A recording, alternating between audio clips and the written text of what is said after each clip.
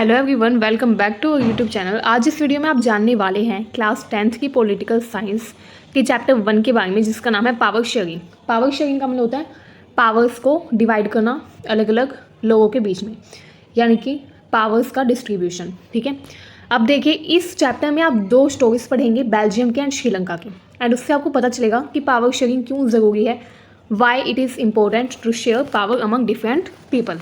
So let's start now.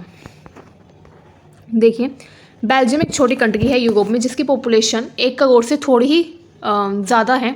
ठीक है, इसके अलावा यहाँ का जो एथनिक कंपोजिशन था वो काफ़ी ज़्यादा कॉम्प्लेक्स था, क्योंकि 59% जो लोग थे फ्लैमिश रीजन के वो डच लैंग्वेज बोलते थे, एंड 40% लोग जो थे वो फ्रेंच लैंग्वेज बोलते थे। ठीक है, यानी कि डच बोलने वाले बेल्जियम में ज़्यादा थे एंड फ्रेंच बोलने वाले बेल्जियम में कम थे। जबकि बेल्जियम की जो कैपिटल थी यानी कि ब्रुसेल्स, वहाँ पर फ्रेंच बोलने वाले ज़्यादा थे एंड डच बोलने वाले कम थे। तो इस तरीके से काफ़ी ज़्यादा कन्फ्यूज़न थी। ठीक है, बेल्जियम के बाकी एरियाज़ में डच स्पीकिंग ज़्यादा थे, एंड बेल्जियम की कैपिटल जो थी, जो कि मेन जगह होती है किसी भी स्टेट की या किसी भी कंट्री की कैपिटल, ठीक है, बेल्जियम की जो कैपिटल थी ब्रुसेल्स, वहाँ पर फ्रेंच बोलने वाले लोग ज़्यादा थे।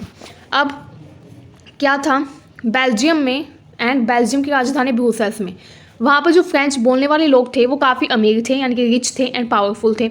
उनको बेनिफिट मिल रहा था इकोनॉमिक डेवलपमेंट का एंड एजुकेशन का। ठीक है, जिसके कारण जो डच स्पीकिंग कम्युनिटी थी, यानी कि डच बोलने वाले जो लोग थे, उनको थोड़ी जेलसी हुई। वो काफ़ी गुस्सा हो गई कि जो फ्रेंच बोलने वाले लोग हैं वो इतने अमीर हैं, इतने रिच है, जबकि वो माइनॉरिटी में है एंड हम मेजॉरिटी में होकर भी उन लोगों के लेवल तक नहीं है।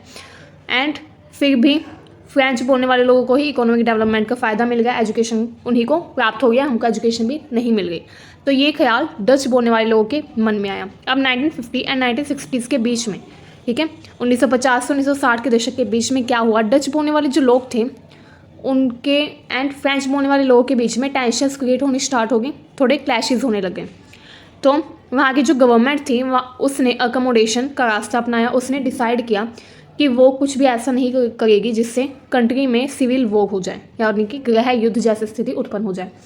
तो वहाँ की जो गवर्नमेंट थी उसने काफ़ी समझदारी दिखाई एंड अकोमोडेशन के लिए नए नए कानून बनाए गए। ठीक है, 1970 से 1993 के बीच में वहाँ का जो कॉन्स्टिट्यूशन था उसको 4 बार अमेंड किया गया, यानी कि चेंज किया गया, संशोधन किया गया। ठीक है, एंड वहाँ पर एक नया मॉडल बनाया गवर्नमेंट का। अब देखिए उस बेल्जियम के मॉडल के कुछ एलिमेंट्स दिए गए हैं, जिनसे आपको पता चल जाएगा कि वहाँ की गवर्नमेंट ने क्या समझदारी उस टाइम पर दिखाई थी कम्युनिटी के क्लैशेस को रोकने के लिए। ठीक है, अब देखें वहाँ का जो कॉन्स्टिट्यूशन था उसने प्रिस्क्राइब कर दिया कि जो सेंट्रल गवर्नमेंट है उसमें डच बोलने वाले एंड फ्रेंच बोलने वाले लोगों की मिनिस्टर्स की संख्या इक्वल रहेगी। मतलब कि सेंट्रल गवर्नमेंट में जितने भी मिनिस्टर्स होंगे वो इक्वल नंबर में होंगे अलग अलग कम्युनिटी के। ठीक है, डच बोलने वालों की संख्या भी इक्वल होगी फ्रेंच बोलने वाले लोगों की संख्या की। इसके अलावा एक और स्पेशल लॉ बनाया, एंड उसमें ये कहा गया कि कोई भी कानून बनाने से पहले क्या होगा, सपोर्ट की ज़रूरत होगी मेजॉरिटी के। ठीक है, यानी कि अगर कोई भी कानून बनाए जा रहे हैं तो डच बोलने वाले एंड फ्रेंच बोलने वाले दोनों भाषाओं की मेजॉरिटी ग्रुप की एग्रीमेंट से ही कोई भी कानून बन पाएगा। ठीक है, कोई भी कानून कब बनेगा, कोई भी कानून तब बनेगा जब डच बोलने वाले एंड फ्रेंच बोलने वाले दोनों लोगों के मेजॉरिटी की एक्सेप्टेंस होगी, तभी कोई भी कानून बनेगा। इसके अलावा ये भी डिसाइड किया गया कि कोई भी सिंगल कम्युनिटी अकेले डिसीजन नहीं लेगी, यानी कि डच स्पीकिंग लोगों को अधिकार नहीं होगा कोई भी डिसीजन लेने का अकेले, and same in the way जो फ्रेंच बोलने वाले लोग हैं उनको भी अकेले डिसीजन लेने का अधिकार नहीं होगा। डिसीजन लेंगे तो दोनों मिलकर लेंगे, वो भी मेजॉरिटी की एक्सेप्टेंस के साथ। ठीक है, अब ब्रुसेल्स में सेपरेट गवर्नमेंट बना दी गई। ठीक है, क्या किया गया, ब्रुसेल्स जो कि बेल्जियम की राजधानी थी वहाँ पर सेपरेट गवर्नमेंट बनाई, एंड वहाँ पर दोनों कम्युनिटीज़ को, डच बोलने वाले एंड फ्रेंच बोलने वाले दोनों कम्युनिटीज़ के लोगों को इक्वल रिप्रेजेंटेशन दिया। वही मतलब कि दोनों की संख्या इक्वल रखी। ठीक है, इसके अलावा ये कहा गया कि स्टेट गवर्नमेंट जो होगी वो सेंट्रल गवर्नमेंट के अधीन नहीं होगी, वो अपना अलग से रूल करेगी। एंड क्या किया गया, वहाँ पर सेंट्रल एंड स्टेट गवर्नमेंट के अलावा एक थर्ड लेवल की गवर्नमेंट बनाई जिसको कम्युनिटी गवर्नमेंट कहा गया। कम्युनिटी गवर्नमेंट जो थी ये इलेक्ट हुई थी French speaking and Dutch speaking लोगों के द्वारा। दोनों ने मिलकर क्या किया गया था, Dutch speaking, French speaking and German speaking जो लोग थे उन्होंने मिलकर कम्युनिटी गवर्नमेंट के मेंबर्स को इलेक्ट किया एंड तीनों लैंग्वेज के मिनिस्टर्स की इक्वल संख्या थी उसमें, ठीक है। मतलब कि डच बोलने वाले, फ्रेंच बोलने वाले एंड जर्मन लैंग्वेज बोलने वाले, तीनों लैंग्वेज बोलने वाले मिनिस्टर्स की संख्या इक्वल थी कम्युनिटी गवर्नमेंट में, ठीक है। अब ये जो गवर्नमेंट थी, कम्युनिटी गवर्नमेंट, इसके पास पावर थी कल्चरल, एजुकेशनल एंड लैंग्वेज से रिलेटेड इश्यूज़ को सोल्व करने की। कोई भी इशू जो कि कल्चर, रिलीजन, एजुकेशन या लैंग्वेज से जुड़ा हुआ था, उन सभी इश्यूज़ को कौन सोल्व करती थी? Community government. अब आप सोचेंगे कि उस टाइम पर तो जर्मन स्पीकिंग लोग काफ़ी कम थे, ओनली 1% थे, बट फिर भी वहाँ की गवर्नमेंट ने कितनी समझदारी दिखाई, उन 1% लोगों के द्वारा भी इलेक्ट करवाई गई कम्युनिटी गवर्नमेंट, ठीक है। अब देखिए, बेल्जियम का मॉडल हालांकि काफ़ी कॉम्प्लिकेटेड था, बट इस मॉडल का काफ़ी फ़ायदा हुआ, क्योंकि बेल्जियम का जो मॉडल था ये, इसके द्वारा सिविक स्ट्राइफ यानी कि लोगों के बीच में जो मतभेद थे उसको काफ़ी हद तक टाला जा सका एंड सिविल वॉर जैसी सिचुएशन यहाँ पर नहीं आई। अब देखिए, आप ऐसी ही एक स्टोरी पढ़ेंगे श्रीलंका की। श्रीलंका जो थी, उस कंट्री ने ऐसा कोई मॉडल नहीं बनाया जिसके कारण उसको सिविल वॉर का सामना करना पड़ा। So let's see now. देखिए, श्रीलंका जो थी वो एक आइलैंड नेशन है, ठीक है, एंड इंडिया के साउथ में है। इसकी पॉपुलेशन काफ़ी डाइवर्स थी, 2 करोड़ लोग हैं यहाँ पर, ठीक है। श्रीलंका में कितने लोग हैं? 2 करोड़ लोग। अब देखिए, मेजर सोशल ग्रुप्स जो थे सिन्हला के, वो थे सिन्हला, जो मेजर सोशल ग्रुप्स थे श्रीलंका के, वो थे सिन्हला स्पीकर्स यानी कि सिन्हला लैंग्वेज बोलने वाले एंड तमिल लैंग्वेज बोलने वाले। अब जो सिन्हली लैंग्वेज बोलने वाले जो लोग थे उनकी संख्या थी 74%, जबकि तमिल बोलने वाले लोगों की संख्या थी 18%, ठीक है। तमिल बोलने वाले जो लोग थे उनको डिवाइड किया श्रीलंकन तमिल में एंड इंडियन तमिल में। अब देखिए, तमिल जो थे, तमिल बोलने वाले जो लोग थे उनमें 13%, टोटल 18% थे तमिल बोलने वाले, जिनमें से 13% जो थे वो वहीं के नेटिव थे, मतलब कि शुरुआत से वहीं पर रहते थे, उनके एंसेस्टर्स भी वहीं पर रहते थे। जबकि 5% जो तमिल बोलने वाले लोग थे वो कॉलोनियल पीरियड के टाइम पर इंडिया से गए थे श्रीलंका में प्लांटेशन का काम वहाँ पर करने के लिए। अंग्रेज़ जो थे कॉलोनियल टाइम में, उन्होंने हमारी कंट्री में रहने वाले कुछ लोगों को श्रीलंका भेजा प्लांटेशन के लिए, ठीक है। तो मेन जो वहाँ पर इंडियन तमिल थे वो 5% थे, ठीक है। तमिल लैंग्वेज बोलने वाले 5% लोग ऐसे थे जो कि इंडिया के थे, ठीक है। जबकि 13% लोग जो थे वो वहीं के नेटिव्स थे, ठीक है, इनकी स्टार्टिंग से वहीं पर रहते थे। अब देखें, बहुत सारे जो सिन्हला बोलने वाले लोग थे वो बुद्धिस्ट थे, ठीक है। सिन्हली लैंग्वेज बोलने वाले लोग जो 74% थे वो क्या थे? बुद्धिस्ट थे, बुद्धिज़्म को मानते थे। जबकि जो तमिल्स थे उनमें हिंदू एंड मुस्लिम इंक्लूड थे। 7% वहाँ पर क्रिश्चियंस थे जो कि तमिल एंड सिन्हली दोनों लैंग्वेज बोलते थे एंड मतलब कि उनमें मिक्स थे। जो क्रिश्चियंस थे वो मिक्स थे तमिल एंड सिन्हला बोलने वालों में, ठीक है। अब देखें, वहाँ पर क्या था, वहाँ पर गवर्नमेंट ने कोई भी अकोमोडेशन की पॉलिसी नहीं अपनाई। वहाँ पर मेजोरिटेरियनिज्म चला, जिसके कारण श्रीलंका में काफ़ी विवाद हुए, ठीक है, काफ़ी ज़्यादा गृह युद्ध की स्थिति उत्पन्न हो गई थी। देखिए, श्रीलंका 1948 में इंडिपेंडेंट कंट्री के रूप में सामने आया, ठीक है। सिन्हला कम्युनिटी के जो लोग थे वो मेजोरिटी में थे, 74% एंड उन्होंने गवर्नमेंट को फॉर्म कर लिया, गवर्नमेंट को बना दिया। अब डेमोक्रेटिकली इलेक्ट जो गवर्नमेंट थी, वहाँ पर ऐसा नहीं था कि वहाँ पर कोई किंग का रूल हो, मोनार्की सिस्टम हो, नो, वहाँ पर डेमोक्रेटिकली ही इलेक्ट हुई थी गवर्नमेंट, बट वहाँ पर मेजोरिटेरियनिज्म आ गया। मतलब कि मेजोरिटेरियन की पॉलिसी वहाँ की गवर्नमेंट ने अपना ली। वहाँ की गवर्नमेंट ने सिन्हला बोलने वाले जो लोग थे उनको ज़्यादा सुप्रीमेसी दी, उनको ज़्यादा स्पेशल क्या बोलते हैं उसको, उनको ज़्यादा स्पेशल ट्रीटमेंट दिया, ठीक है।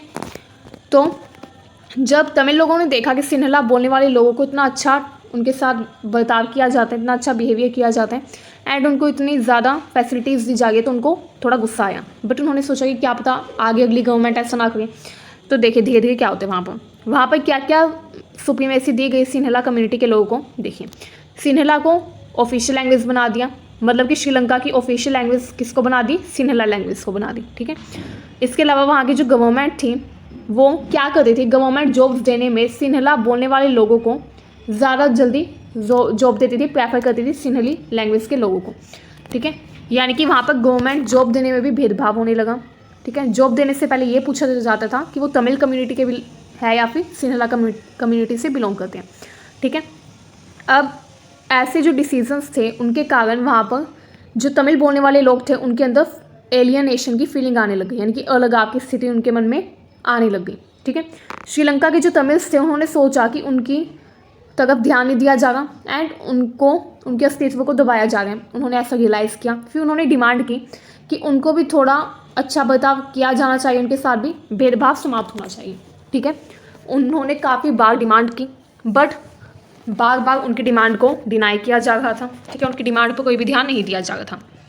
इसके कारण क्या हुआ, दोनों जो कम्युनिटीज़ थी उनके बीच में काफ़ी अलगाव की स्थिति उत्पन्न हो गई।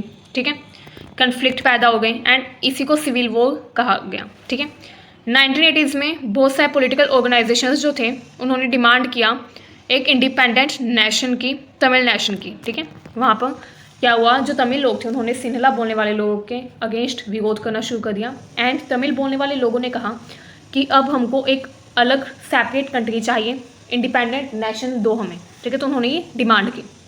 अब 1980s में उन्होंने अपना पॉलिटिकल ऑर्गेनाइजेशन बनाया जिसको LTTE का नाम दिया गया।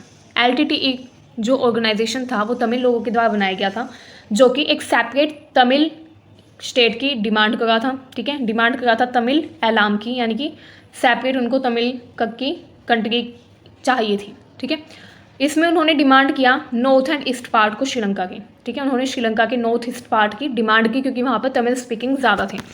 ठीक है, बट उनकी डिमांड को बार बार डिनाई किया जा रहा था, जिसके कारण उन्होंने और भी ज़्यादा विरोध प्रोटेस्ट करना शुरू कर दिया एंड इन्हीं प्रोटेस्ट में हज़ारों की तादाद में दोनों कम्युनिटीज़ के लोग मारे गए। ठीक है, अब बहुत सारी जो फैमिलीज़ थी वो फोर्स हो गई उस कंट्री को छोड़ने के लिए एंड रिफ्यूजीज़ के रूप में दूसरी कंट्रीज़ में जाने लगे, शरण लेने लगे।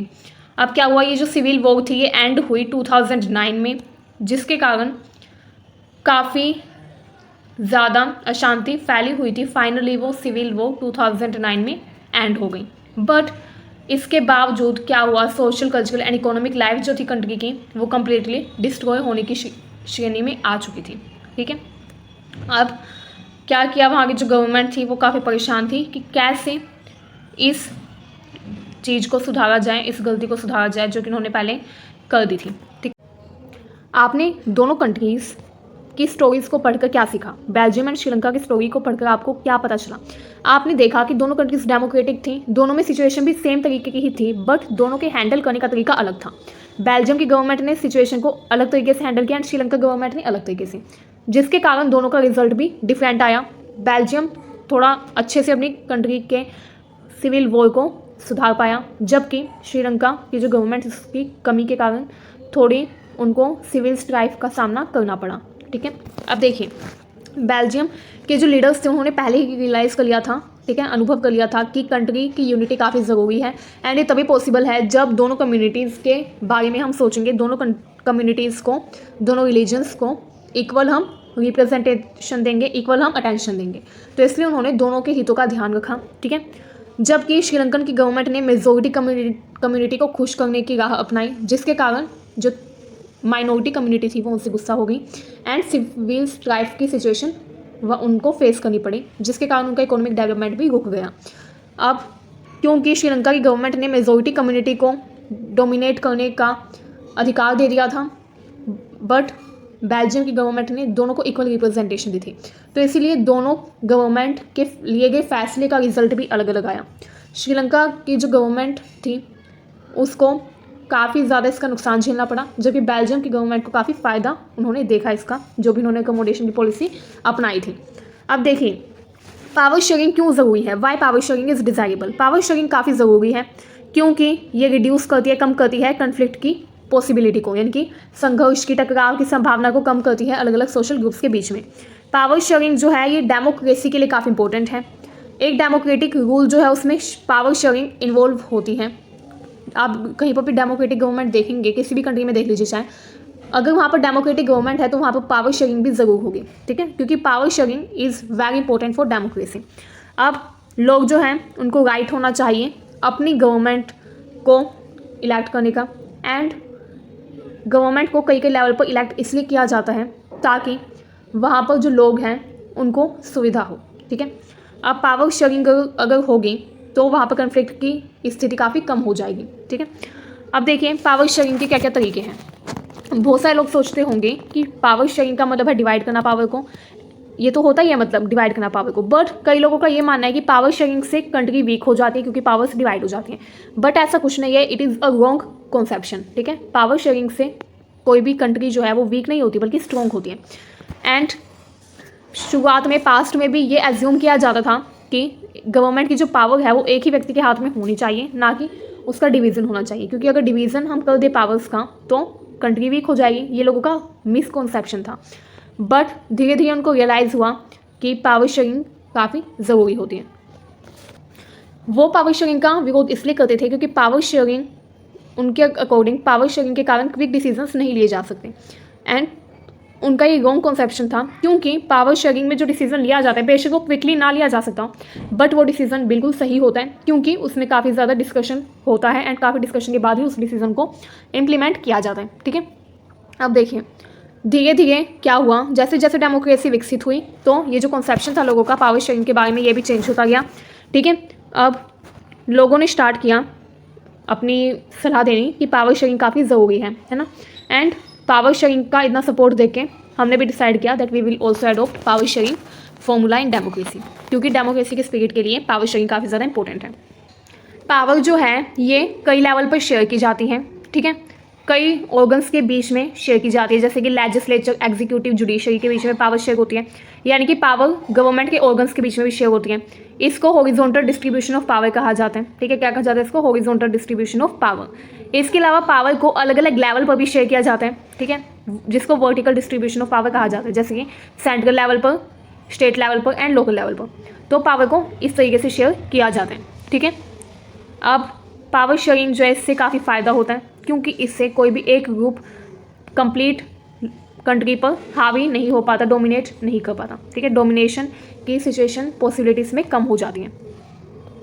पावर जो है गवर्नमेंट के बीच में डिफरेंट लेवल पर शेयर की जा सकती है, जैसे कि एक जनरल गवर्नमेंट जो होती है अलग अलग लेवल पर, ठीक है, जैसे कि मैंने आपको बताया स्टेट लेवल, सेंट्रल लेवल, है ना, central level, state level and local level पर।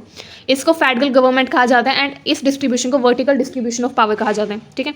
इसके अलावा कम्युनिटी गवर्नमेंट जो बेल्जियम में थी वो ये शो करती है कि पावर को अलग अलग सोशल ग्रुप्स के बीच में भी शेयर किया जा सकता है, ठीक है। Power can be share between और among different social groups such as religious and linguistic group, यानी कि पावर को अलग अलग रिलीजियस एंड लिंग्विस्टिक ग्रुप के बीच में भी शेयर किया जा सकता है, जैसे कम्युनिटी गवर्नमेंट बेल्जियम में थी, ठीक है। इसका यूज़ किया जाता है उस जगह पर जहाँ पर माइनॉरिटी में लोग रहते हो, ठीक है, एंड माइनॉरिटी कम्युनिटीज़ के को फेयर शेयर देने के लिए, मतलब कि जो माइनॉरिटी कम्युनिटीज़ हैं उनको सही हिस्सा दिलवाने के लिए इस मेथड का यूज़ किया जाता है कम्युनिटी गवर्नमेंट का, ठीक है। पावर शेयरिंग अरेंजमेंट जो है ये काफ़ी इंपॉर्टेंट है, ठीक है। एंड इसको पावर शेयरिंग को प्रेशर ग्रुप के रूप में भी देखा जाता है क्योंकि इन्फ्लुएंस करता है पावर को। अब देखिए पावर शेयरिंग के तहत जो अलग अलग ऑर्गेनाइजेशंस बनते हैं, अगर गवर्नमेंट कोई गलत फैसला ले तो वो गवर्नमेंट को प्रेशराइज कर सकते हैं। तो इस तरीके से प्रेशर ग्रुप्स, पॉलिटिकल पार्टीज़, ठीक है, एंड मूवमेंट के तौर पर भी पावर को शेयर किया जाता है, ठीक है, जिसका यूज़ किया जाता है गवर्नमेंट को प्रेशराइज करने के लिए। इसके अलावा व्हेन टू और more parties form an alliance to contest election, if they get elected they form a coalition government, मतलब कि जब दो या दो से ज़्यादा पार्टीज़ जो है वो इलेक्शन नहीं जीत पाती तो क्या करती है, इकट्ठी आ जाती हैं एंड एक कोलिशन गवर्नमेंट बना लेती है, गठबंधन सरकार। तो इस तरीके से जो पावर है ये अपोजिशन पार्टीज़ के बीच में भी शेयर की जाती है कोलिशन गवर्नमेंट के रूप में, ठीक है। तो पावर शेयरिंग के आपने कई एग्जाम्पल देखे, horizontal distribution, vertical distribution, community government के बीच में जो पावर शेयर होती है, यानी कि सोशल ग्रुप्स के बीच में पावर का डिवीज़न, ठीक है। इसके अलावा power sharing between pressure groups, movement and political parties, यानी कि पॉलिटिकल पार्टीज़ के बीच में पावर शेयर की जाती है। आई होप आपको हमारा ये चैप्टर पसंद आया एंड अगर आपको हमारा ये चैप्टर अच्छा लगा, हमारी ये प्रेजेंटेशन अच्छी लगी तो हमारे चैनल को सब्सक्राइब करना बिल्कुल ना भूलें। Thank you so much.